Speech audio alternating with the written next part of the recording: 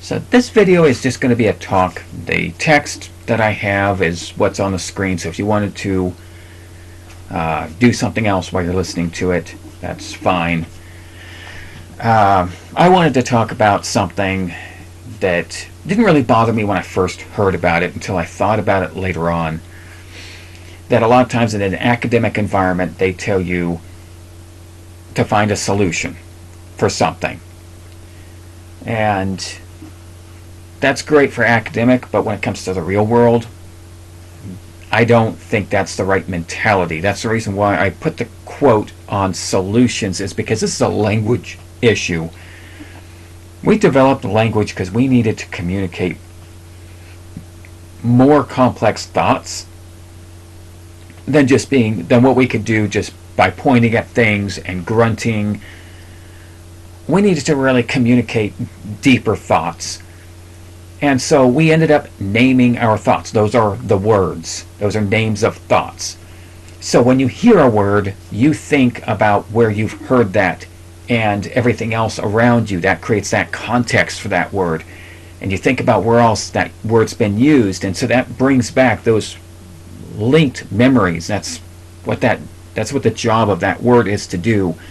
We use it when that word applies, and then we hear that word. And that's how we learn language too, is based on that context. We hear that word in that context, and then we hear that word used that other way in this other context, and it brings back.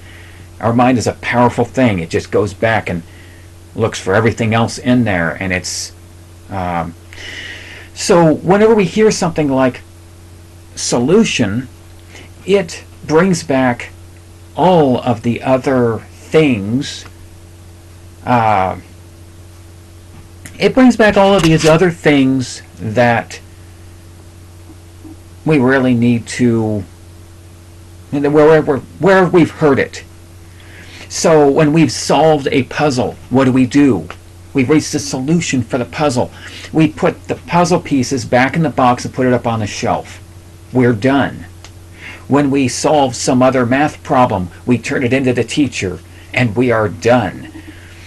Many times when we've heard that, it implies finality. And that's where we don't want to have that mentality of finality. Right now, yes, you're living your normal life, and you have your plans to bug out if that first plan fails. But what do you do here if you reach your bug out location and then have to bug out if there's a wildfire coming for your cabin in the woods? Do you have a plan on top of that plan? Maybe you don't need that now, but when I start bugging out, if I have that situation where I need to do that, I can't live my normal life.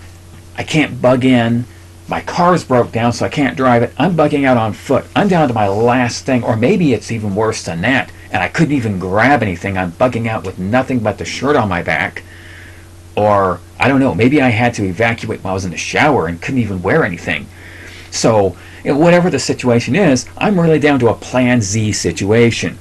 Or maybe a plan double Z, whatever it be.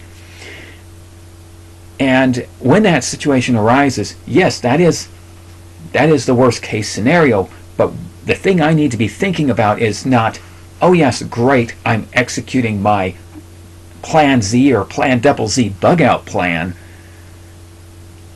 I'm down to where I don't have anything else planned beyond this point, and I need multiple plans. Since I'm on my last plan, I need to be thinking now, as I'm approaching my bug out location, now what do I do if I have to bug out from here? The thing is we need to be looking for steps, for procedures, for tools to get a job done. When you run out of ammunition, what is your extra plan? You might want to think about that when you come into that situation where you need to start shooting for anything, regardless of how many rounds you have or how big they are or whatever else they are. You need to think, because that last plan that you might end up having to use, if you don't think about it until you're empty, then you might really wish you had at least a few extra rounds to be able to make that happen. As you're walking on over there to your bug out location, you might think that, hey, well, there's something along this route that I can be using Look for other spots where you could bug out to from your bug out location if you had to. Hey, there's that hill that has all those trees in there. I could establish a fort in there if I really had to. So if I reach my bug out location and then have to flee, I have a plan after that plan.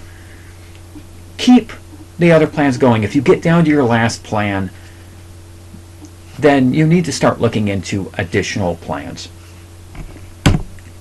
Thank you for watching.